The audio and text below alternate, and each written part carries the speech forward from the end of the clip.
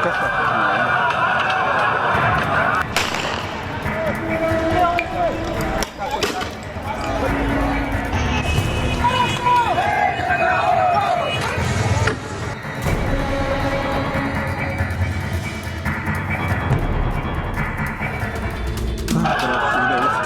के दिनों में पाकिस्तान से जो तस्वीरें सामने आई हैं, उससे साफ है कि इमरान खान और उनकी पार्टी के निशाने पर शहबाज सरकार है।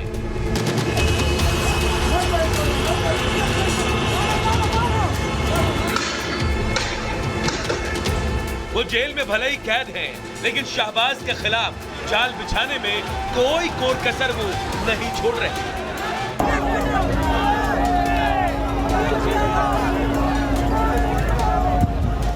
लेकिन इस बीच सवाल और बगावती एजेंडे की कहानी के बीच एक और तस्वीर सामने आई है, जो जरिया भले ही संवाद का हो, लेकिन निशाने पर सीधे तौर पर शहबाज ही दिख रहे हैं।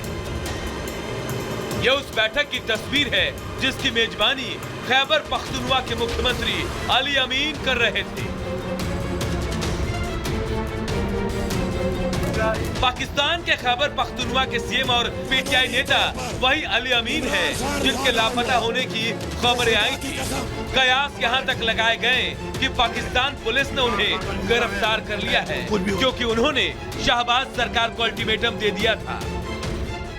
सुन लो, 1 से 2 हफ्ते में कानूनी तौर पर इमरान खान रिहा ना हुआ तो खुदा की कसम हम इमरान खान को भी खुद रिहा करेंगे। तैयार हो? तैयार हो? हक के लिए तैयार हो? मैं आपको लीड करूंगा, मैं आपको लीड करूंगा। पहली गोली मैं खाऊंगा, आगे मैं हूंगा। ऐसे में सवाल अब पाकिस्तान के खैबर पख्तूनख्वा में 2 पाकिस्तानी पुलिसकर्मियों की मौत को लेकर उठने लगे हैं। दरअसल आतंकवादियों ने पुलिस वैन पर हमला किया। यह हमला ऐसे वक्त पर हुआ जब पुलिसकर्मी गश्त पर थे। हमले में 2 पुलिसकर्मियों की मौत हो गई, कई घायल भी हुए, जिन्हें अस्पताल में भर्ती कराया गया। देखिए, इमरान खान लगातार शहबाज शरीफ को टारगेट कर रहे हैं। पीटीआई जो उनकी पार्टी है, उसके प्रदर्शन कभी इस्लामाबाद में होते हैं, कभी लाहौर में होते हैं, और एक पूरा जन समर्थन वो अपने पक्ष में इकट्ठा करते चले जा रहे हैं और पूरी तरीके से शहबाज गवर्नमेंट को अंडर प्रेशर किया हुआ है। ऐसे समय में जब पाकिस्तान में एससीओ की समिट होने जा रही है, उस समय इमरान खान ने अपने हमले शहबाज शरीफ पे और तेज कर दिए। ऐसे समय में इमरान खान ये पूरे विश्व को और एससीओ के मेंबर को बताना चाहते हैं कि उनके कंट्री में जाति हो रही है, उनके यहाँ जमहूरियत नहीं है, और एक तरीके का पूरा प्रेशर देखिए शहबाज शरीफ पे है। ऐसे में अब सवाल उठ रहे हैं कि क्या इमरान खान के इशारे पर ही पुलिस वालों को निशाना बनाया गया? इमरान खान पूरी प्लानिंग के तहत काम कर रहे हैं और ये संवाद भी महज एक बहाना है। इस बैठक का असली मकसद तो शहबाज और उनकी सरकार को निशाना बनाना था। Bureau report, Republic Khan. Imran Khan, Imran Khan.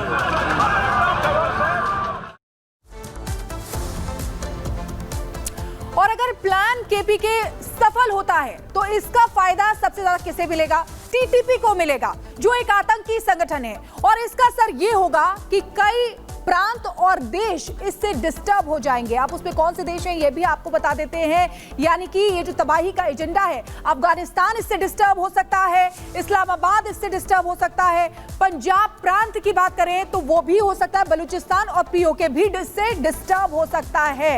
तो आप समझिए ये जो पूरी स्ट्रैटेजी है वो आपको समझा रहे हैं। आगे बढ़ते हैं। बीते 29 सितंबर को बेंगलुरु से 4 पाकिस्तानी नागरिक गिरफ्तार किए गए थे। राशिद अली सिद्दीकी, आयशा, हनीफ मोहम्मद और रुबीना ये पाकिस्तान से भारत आते हैं और फिर खुद को हिंदू बताने लगते हैं। कुछ समय बाद इन चारों ने फर्जी पहचान बताकर न सिर्फ भारतीय पासपोर्ट बनवा लिया बल्कि धर्म का प्रचार का काम भी करने लगे, अपने धर्म का प्रचार का काम करने लगे। ऐसे में सवाल ये उठता है कि आखिर ये हालात क्यों हैं? क्योंकि पाकिस्तानी अपनी धरती को छोड़कर भारत आने पर मजबूर हैं। और क्यों, इस रिपोर्ट के जरिए आपको दिखाते हैं।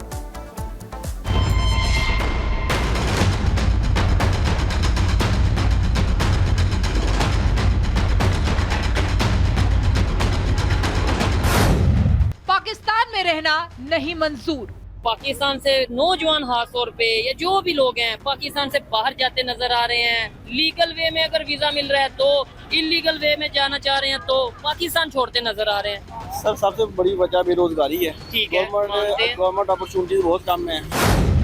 पाक आवाम को भारत की जेल पसंद। बेंगलुरु पुलिस शिकंजे में खड़े ये वो पाकिस्तानी नागरिक हैं जो शायद यही सोचकर यहाँ पहुँचे थे कि भारत की जेल में रह लेंगे, लेकिन अपनी धरती पर नहीं। दरअसल पाकिस्तान की माली हालत देखकर वहाँ की आवाम कुछ यही कह रही है।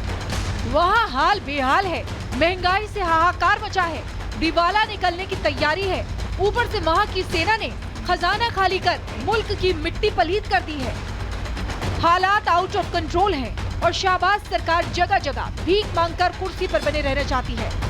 दरअसल शहबाज शरीफ के IMF कांड यानी IMF से लोन लेने के बाद उनके उल्टे दिन शुरू हो गए हैं। नतीजा पाकिस्तानी आवाम को भी भुगतना पड़ेगा और हालात अब ये हो गए हैं कि वहाँ की आवाम को भारत की जेल में रहना पसंद है, लेकिन पाकिस्तानी धरती पर नहीं।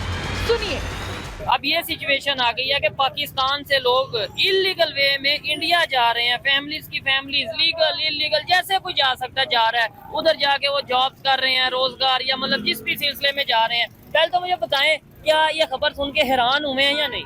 हैरान हुआ, डेफिनेटली हैरानगी तो हुई है कि इंडिया हमसे आगे निकल रहा है। निकल रहा है कि निकल गया है? चुका है बल्कि कहेंगे। ठीक है, हम कश्मीर आजाद कराने के लिए जिद्दोजहद कर रहे हैं, जबकि हमारा कश्मीर जो है वो हमसे आजादी के लिए जिद्दोजहद करने लग गया। अच्छा, ये पिछले दिनों में आपने देखा है, उन्होंने एहतजाज किया है। हाँ बिल्कुल, और महंगाई के खिलाफ और बिजली के खिलाफ। और जबकि वहाँ पे उनके साइड पे इलेक्शन हुए हैं और उनकी लोगों ने वोट दिया। वोट दिया, बिल्कुल दिया है। वो ठीक है। हमसे बहुत ज्यादा खुशहाल हैं जम्मू एंड कश्मीर के लोग। हाल ही में पाकिस्तान को IMF ने कर्जा तो दे दिया, लेकिन लोन लेने के नाम पर शहबाज सरकार ने IMF के सामने अपने घुटने टेक दिए। हाल ही में शहबाज सरकार ने 7 अरब अमेरिकी डॉलर के लोन की एक डील की है, जो पाकिस्तान के लिए आखिरी लोन कार्यक्रम होगा। इस लोन के बाद भी 6 मंत्रालयों को बंद करना होगा, जबकि 2 मंत्रालयों का विलय होगा। करीब 1.5 लाख सरकारी पदों की नौकरी भी खत्म करनी होगी।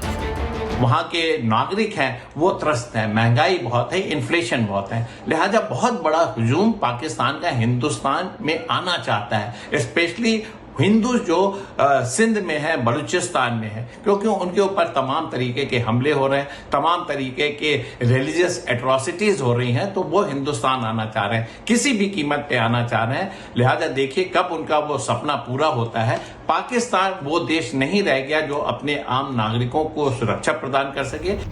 साफ है कि पाकिस्तान कर्ज ले लेकर अब दलदल में तो फंस ही चुका है और आगे सिर्फ बर्बादी है। लेकिन ऐसे में भी मियां शहबाज अपनी हरकतों से बाज आने को राजी नहीं है।